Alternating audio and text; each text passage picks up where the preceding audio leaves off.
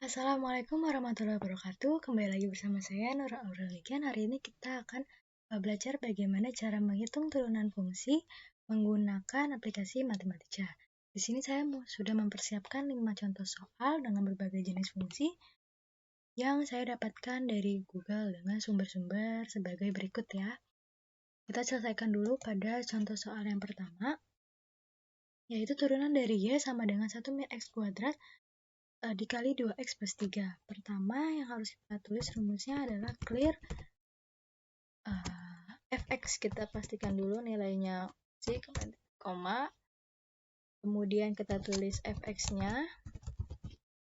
Kita untuk mempersingkat waktu kita copy paste aja dari soal. Nanti akan muncul seperti ini, yang berarti karena pada soal menggunakan input teks, pada rumus tidak menggunakan input teks. Kita oke saja, nanti dia akan merubah jenis inputnya. Kemudian pada aplikasi Mathematica untuk mencari turunan kita dapat menggunakan input D, yang berarti diferensial fx terhadap x, karena yang tadi adalah turunan dari x ya. Kemudian kita tinggal shift enter. Nah, kita lihat jawabannya pada Google. Untuk memastikannya kita sini dulu ya biar terlihat jelas. Ini ya.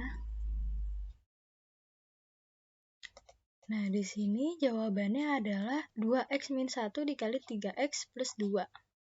Sedangkan di sini masih bentuk panjangnya ya, jadi sehingga kita akan cari lagi menggunakan input faktor.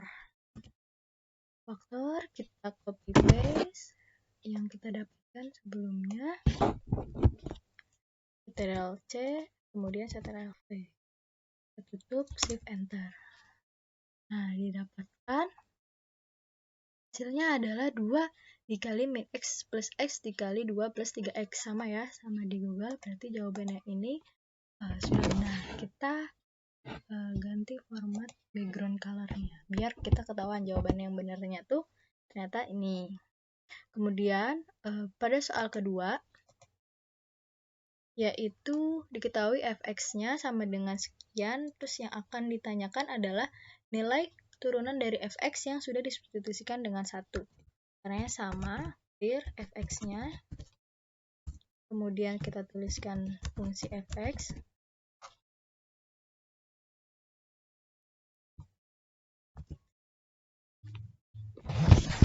Oke ya. Kemudian nah, pada Mathematica dapat juga menggunakan rumus f-aksen. Nah, dia juga ngerti nih, f-aksen itu berarti turunan.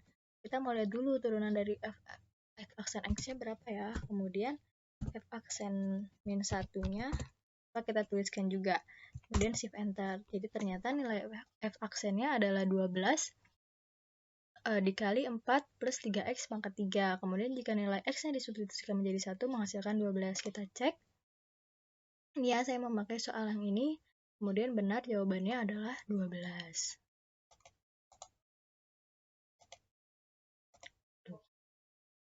Kemudian sebenarnya dalam Mathematica juga kita dapat menggunakan turunan kedua, ketiga, keempat, dan kelima. Caranya kita bisa menuliskan aksennya. Nah, x aksennya berapa? Kalau 2 berarti turunan kedua, 3 berarti turunan ketiga. Kita coba cari ya. Shift enter. Nah, berarti turunan ketiganya gitu. Sama juga halnya menggunakan rumus D ini. Rumus D ini kita, kalau menggunakan rumus D, kita akan pakai, berarti seperti ini. Koma menggunakan kurung kurawal. Turunan ketiga, coba ya. Nah, menghasilkan hasil yang sama ya. Itu hanya intermezzo saja. Kemudian soal nomor 3, tentukan turunan pertama dari Y sama dengan 4x pangkat 3 ditambah 5x kuadrat min x plus 4 pangkat 12. Ini soalnya saya dapatkan dari sini.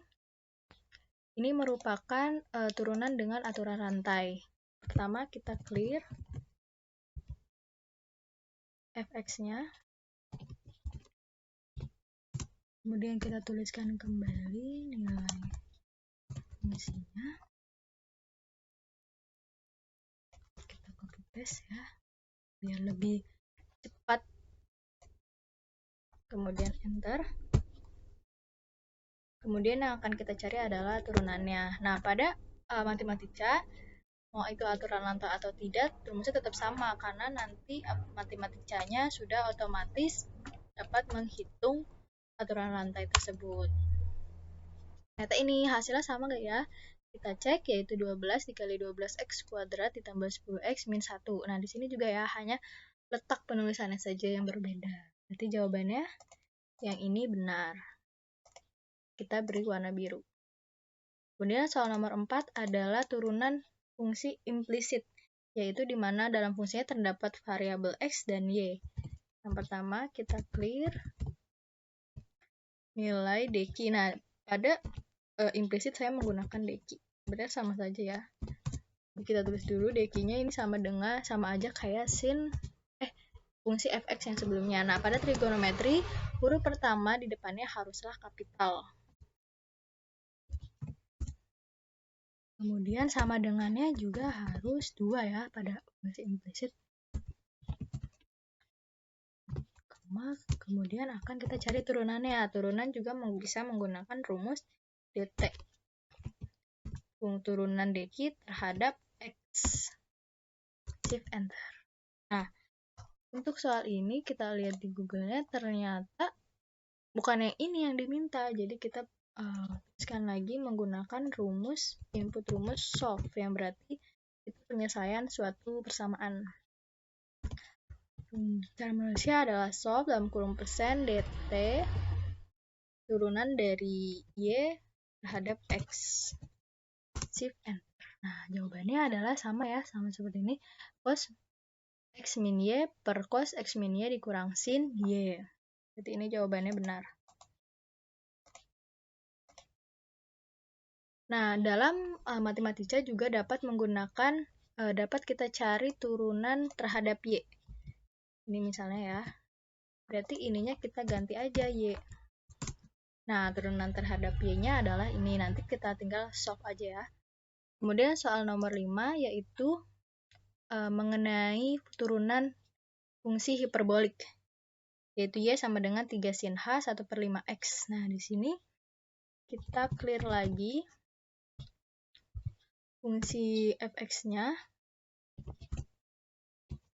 Kemudian kita tuliskan fx-nya.